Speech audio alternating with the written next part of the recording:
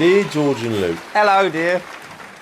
just because we are not engaged or married, my girlfriend thinks she can hang out with any guy she chooses. Oh, right.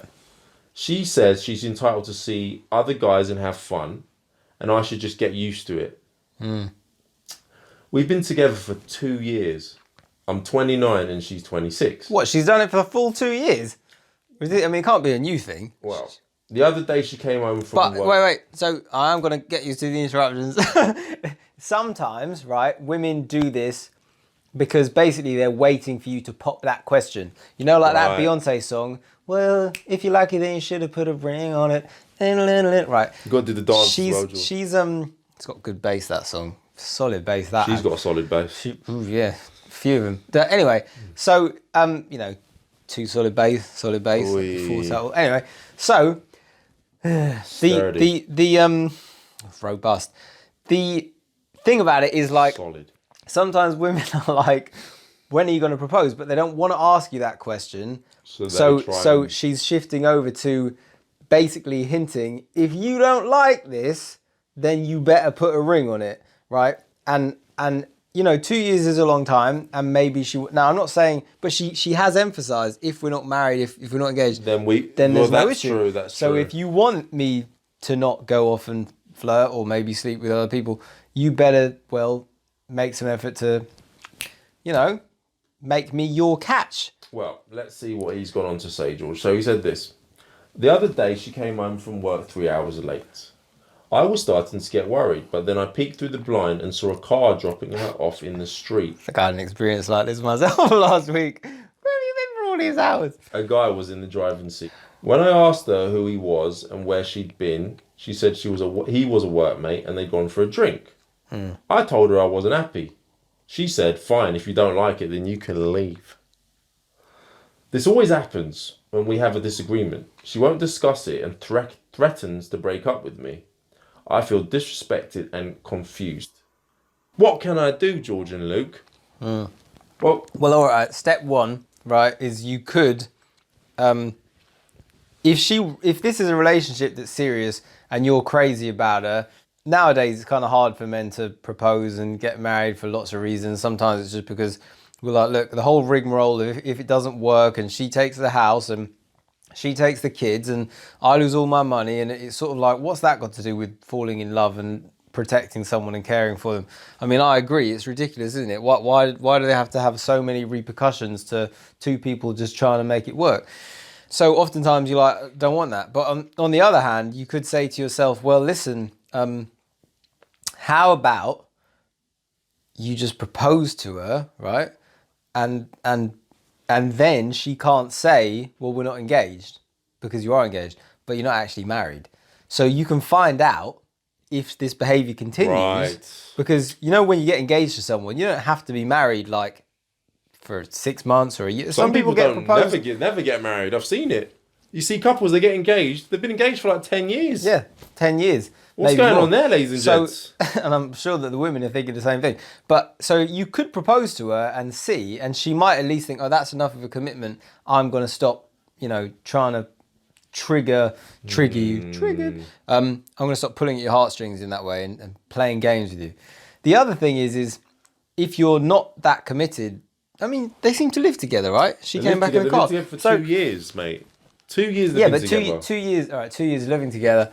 Well, I don't know if they've been living. They've been in a relationship for 2 years.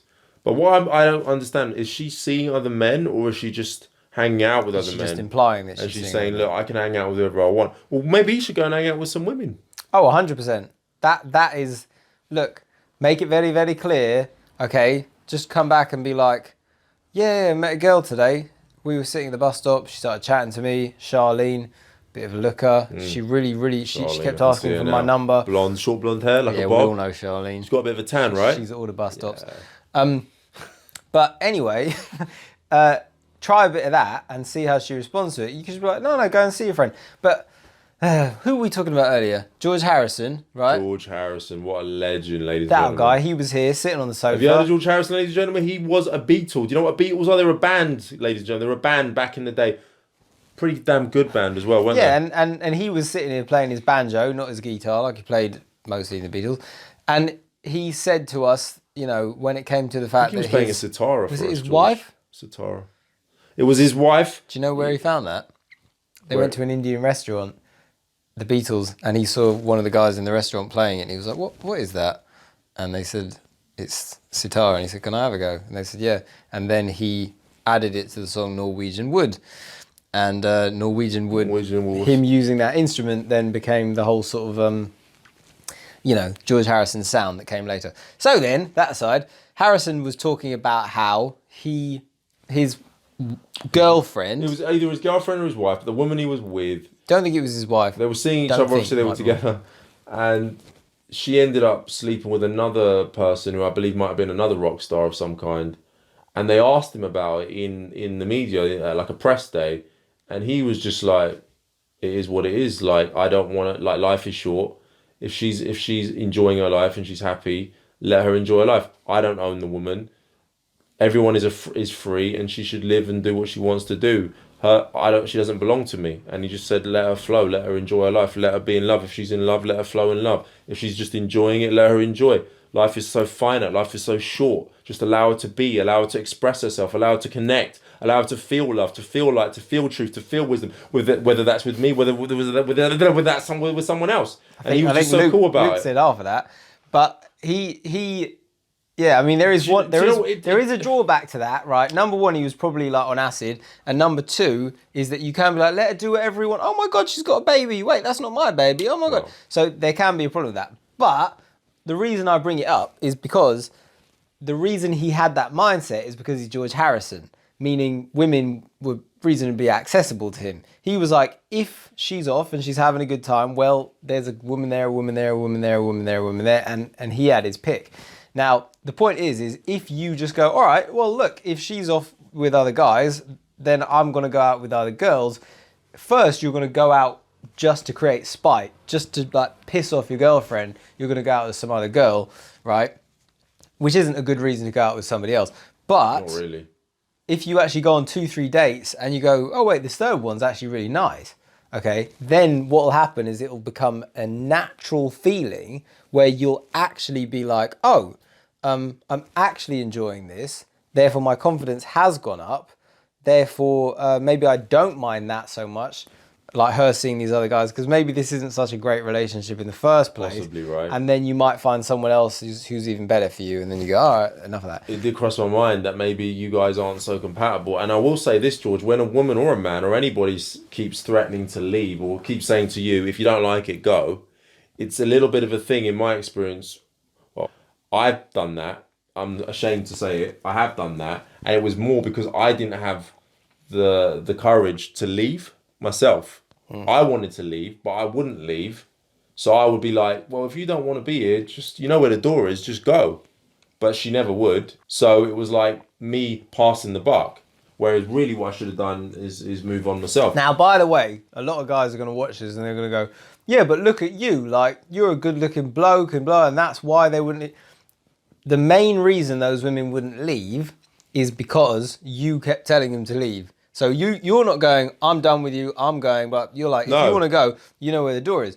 And women... But I do that a lot anyway. To be fair to me, it's not like a tactic. It's just something that I do. Does it to me every day. I'm very... But my character I said I quite like the new Matrix film. He was like, well, you know where the door is. I did. I said the opening was quite good. Like, it was very, very...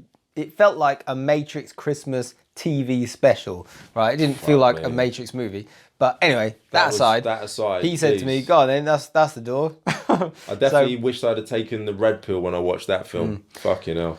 Anyway, point being, yeah, you're right. I guess when you actually don't give a fuck whether they do leave, it makes them more attracted. Yeah. So, you know, guys who are out there going, well, it's just because you're a good looking bloke. Like, no, it's because he had a bit of that sort of George Harrison, like, not because he, like, Luke is a faithful, monogamous person when he's in a relationship, as far as I know, but he had the kind of mindset of, if you want to go, if you're going to just nag me and be annoying, if you want to go, just go, because I'll be okay, I'll find somebody else, which is why they wouldn't go, right? This is what I'm saying, right? And this guy seems like he's too much of a chaser. He's chasing too much. He's not leading, he's chasing, right? You want to lead, you don't want to chase. He needs to step up and say, look, This is what I'm up to tonight, right? I'm out and about. I'm with the boys. I'm having a flirt, whatever. Do it, mate. You might find out that, guess what? This woman ain't right for you. This girlfriend you've had for 2 years is not quite right for you. Because I've got a feeling, to be honest with you, bruv, she might not well be. She sounds like she's looking to play the field, and she might be looking to see if there's someone better around the corner. I'll be honest. But Luke, maybe they're perfect for each other. They might be. And all he has to do is propose. And then before you know it, they'll get married and they'll have a wonderful time. Propose, get engaged, right? Kids. You don't have to get, like George, you don't have to get married straight away. Get engaged and then see. If she stops all this nonsense as you see it, then you'll see. If not, then you know she's just playing around, mate. And then you'll know where you stand.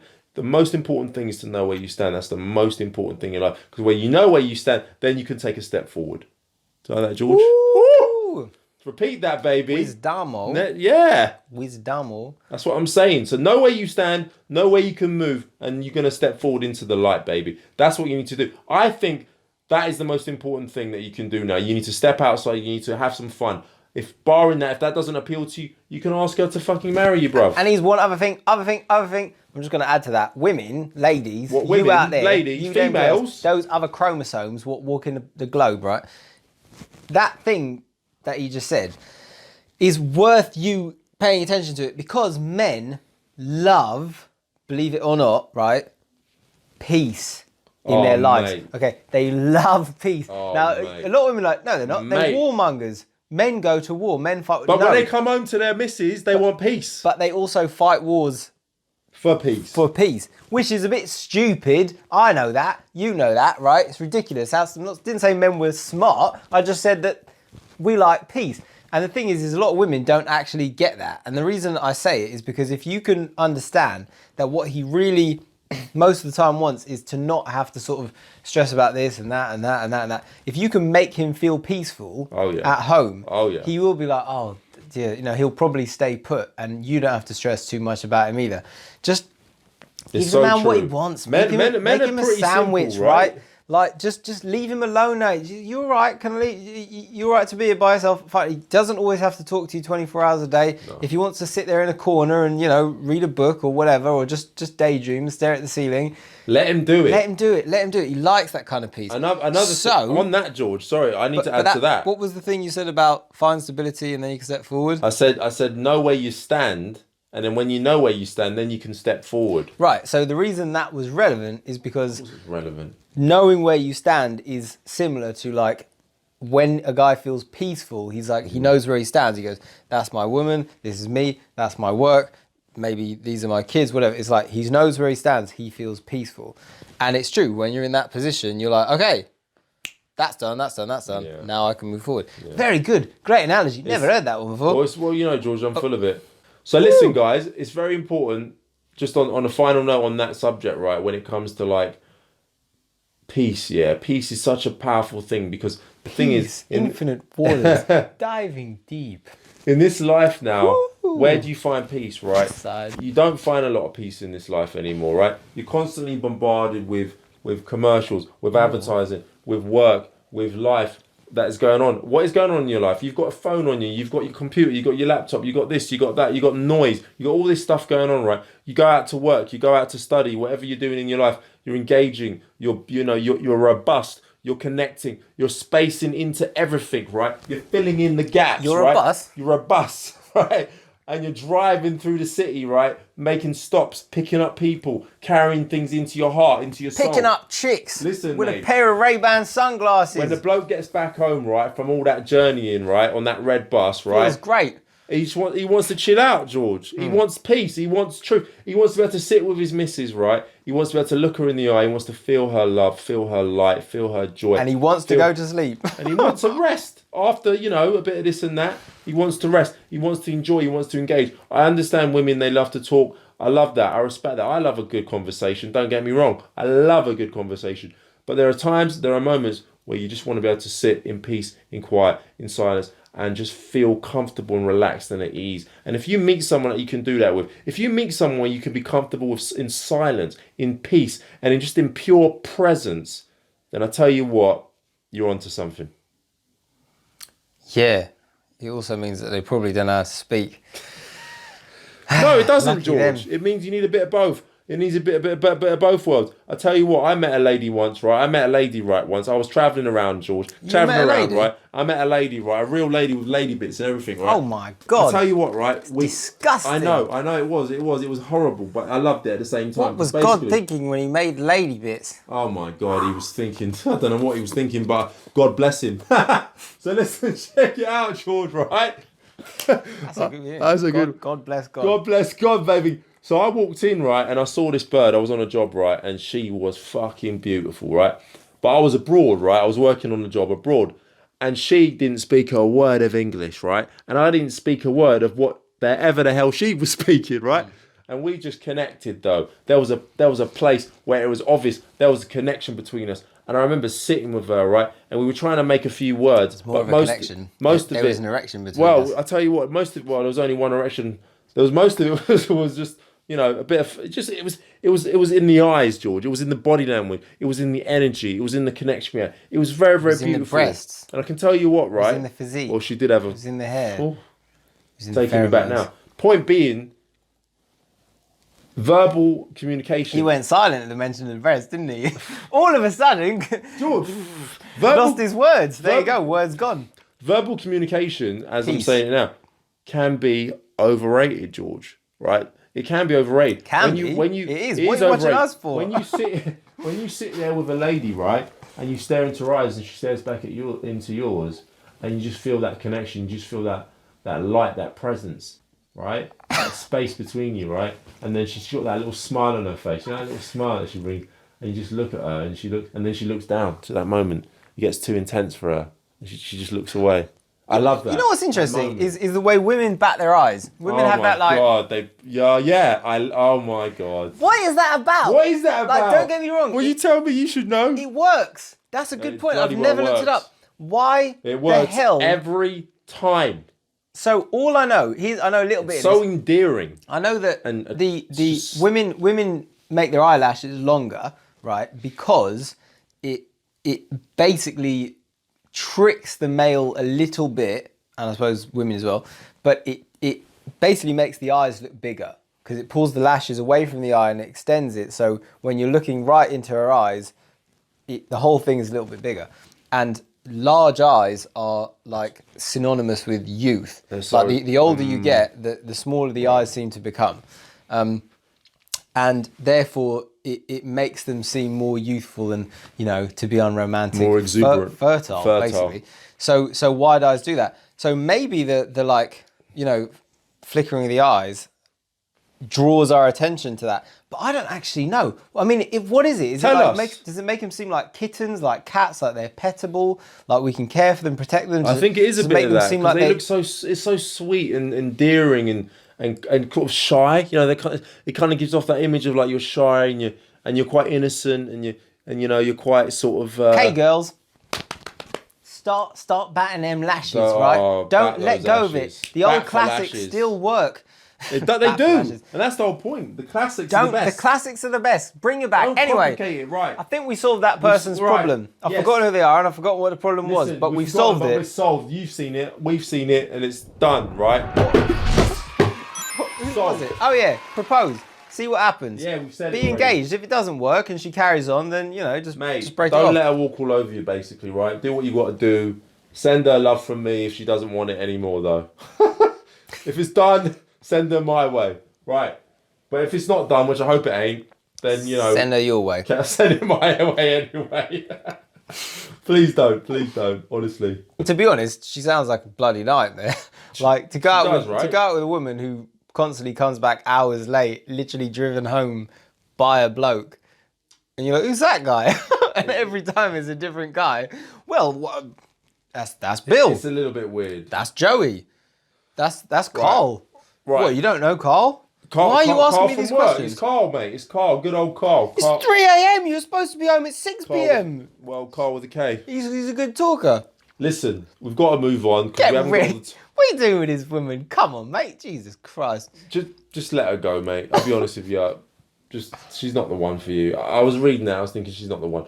Listen, we've got to move on, George, because there's more people with more problems. We've got to solve it. We've got to help them. We've got to guide them. We've got to care for them. We've got to love them. We've got to caress them. We've got to turn their life into an intimate circle of pure love, light, and truth, George. We haven't got time for this. Let's go. Let's move on. But we just announced that poor girl who, you know, she's probably looking for love as well. So we got plenty of love for her as well. She's clearly looking for love, George. She's got a different guy on every day. But we got to have a bit of respect for Right. that. She's got her reasons. Yeah, She's got needs. She's got a very big appetite. Well, listen, there's nothing wrong with a big appetite. As I said, send her over my way. Try and satiate that appetite, you know, whilst whatever. Anyway, can we move on? Hey, you there, I've got some really exciting special news. If you're interested in all the kind of things that we talked about in that video just there, you're gonna love this. There it is, look at that. It's written by me. It's called A Cure for Loneliness, as you can see right there. And I spent about a year of my life writing it to make sure that it would be good and fun and accurate and entertaining and all those things that make something, you know, worthwhile. And I'm extremely excited to say that people have actually responded really well and they've been reading it all over the world. I've gotten reviews from people who say that they've read it twice. Somebody actually wrote to me recently to say that he'd read it 3 times. I was flattered if anyone had read it once, but to read it 3 times. Some excerpts of things that people have written to me about it are, it's a great and fun read, not the tedious intellectual kind. For me personally, this was a reminder that reading can be an awesome pastime. A lot of books are boring as fuck, but not this one. Thanks very much. And anyway, those are only the first responses that I got. Quite recently, somebody wrote to me from China and said that he's now in a relationship with a girl he met on a train, all he says, because he read this book, and he said that it inspired him to go over to a girl that he liked on a train, yes, a public train, and start speaking to her. And now he says they are in a relationship and it is going well. So, if that kind of thing interests you, or maybe you're just interested in the kind of psychology that, you know, we talk about on these videos, you're going to get a lot of it in depth, including my own experiences and how I kind of came to learn all of this stuff and reach this place myself. You're going to get all those stories within this. It's fantastic. Trust me, it's the best book you're ever going to read in your entire life. I wouldn't put a year of my life into writing something worthless, would I? So, you know, jump in, have fun. You can find it on amazon.com.co.uk, any Amazon, even the Amazon jungle. It's only about $10, I think it's $8.99, something like that, with free shipping. So crack on, have some fun, and, you know, let me know what you think. Till next time, bye.